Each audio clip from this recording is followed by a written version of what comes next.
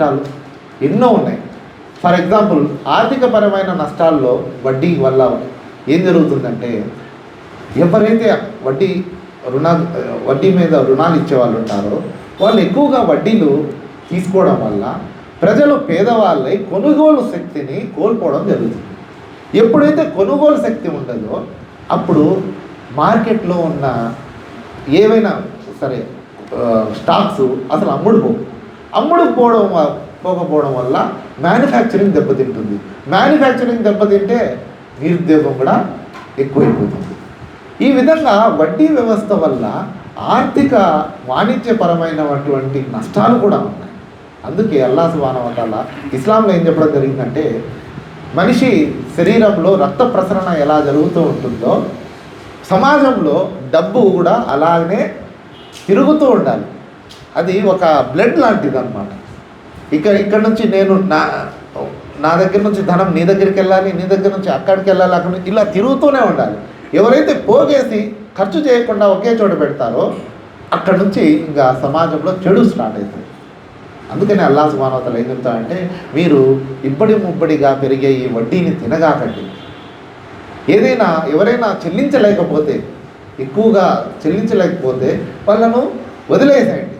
దేవుడు మీకు అంతకంటే ఎక్కువగా ప్రసాదించగలడు అని చెప్పి దేవుడు ఇక్కడ దాన ధర్మాల వైపు ఎక్కువగా ప్రోత్సహించడం జరిగింది.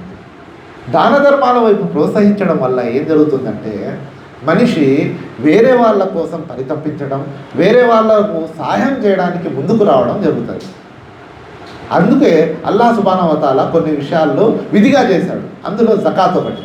జకాత్ విధిగా చేయడం వల్ల ఏం జరుగుతుందంటే, మనిషి తన యొక్క సాలానా ఆదాయంలో 2.5%, సాలానా ఆదాయంలో 2.5% జకాతు సమాజానికి ఇస్తే, సమాజంలో ఉండే వాళ్ళ యొక్క అవసరాల కోసం, వాళ్ళ యొక్క అప్లిఫ్ట్మెంట్ అంటారు కదా, అభివృద్ధి కోసం అది వెచ్చించడం జరుగుతుంది.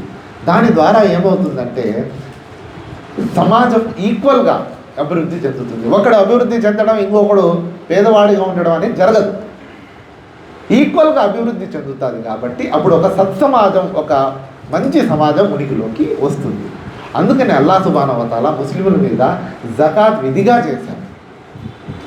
అయితే ఇంతేకాదు, ఇంకా చాలా విషయాలు అల్హమ్దులిల్లాహ్ వడ్డీ వ్యవస్థకు వ్యతిరేకంగా ఇంకా చెప్పడం జరిగింది. అయితే కొన్ని హదీసుల్లో దీన్ని చాలా తీవ్రంగా ఖండించడం జరిగింది.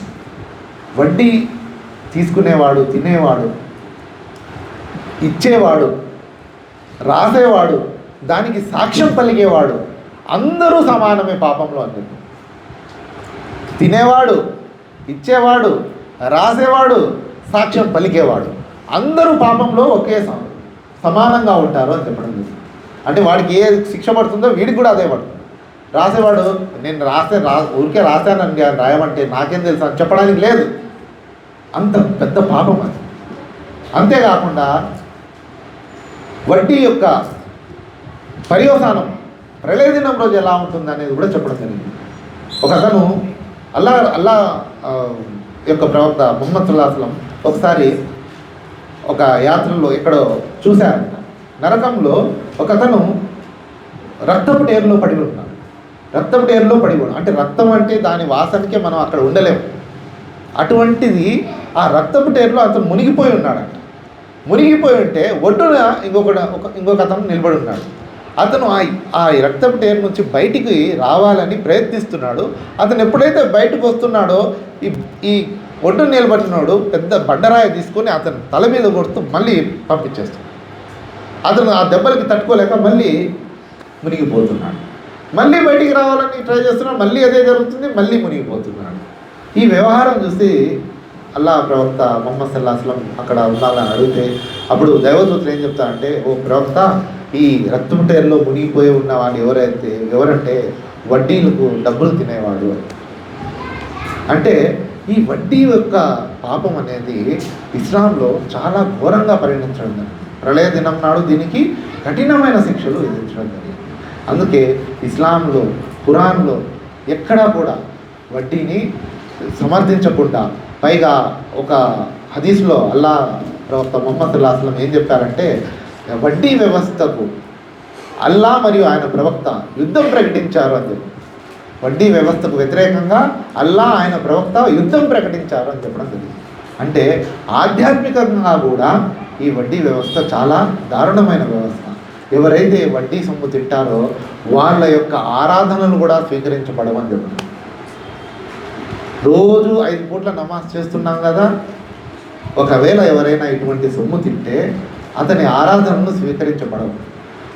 అతను ఏదన్నా ప్రార్థన చేస్తే ఆయన ప్రార్థన కూడా స్వీకరించబడదు. అల్లాహ్ సుబ్హానహు వ తఆలా అతనికి ఎటువంటి సహాయమో చేయదు. ఈ విధమైనటువంటి ఈ ఏవైతే బోధనలు ఉన్నాయో మనం ఈ బోధనలను దృష్టిలో పెట్టుకొని ఈ యొక్క వడ్డీ వ్యవస్థలో ఉన్న చెడులు ఏవైతే ఉన్నాయో వాటిని అర్థం చేసుకొని ప్రజలను అవగాహన కలిగించే ప్రయత్నం మనం అందరం చేయాలి సోదరా. అందుకనే ఈ యొక్క ప్రోగ్రాం, ఈ కార్యక్రమం నిర్వహించడం జరిగింది. ఏ విషయాలైతే మనం ఇక్కడ తెలుసుకున్నామో ఆ విషయాలపైన సద్బుద్ధితో అమలుపరిచే యొక్క సద్బుద్ధిని అల్లాహ్ సుబ్హానహు వ తఆలా మనందరికీ కల్పించుగాక. ఆమీన్ వా ఆఖిరు దావానా అనిల్ హమ్దులిల్లాహి రబ్బిల్ ఆలమీన్. సోదరులారా, ఇక్కడ ఈ కార్యక్రమాన్ని హాజరైన వాళ్ళందరికీ భోజనం ఏర్పాటు చేయడం జరిగింది. దయచేసి మీరందరూ ఫోన్ చేసి వెళ్ళండి. ఈ కార్యక్రమాన్ని ముగించడానికి నమాజ్ టైం కూడా దగ్గర ఉంది. నమాజ్ ఇన్షాల్లా ఇక్కడే చేస్తాం. టైం అవుతుంది. అదా ఇస్తున్నారు. మనం ఎవరైతే ఉన్నారో నమాజ్ ఇన్షాల్లా ఇక్కడే చేస్తాము. ఇంకో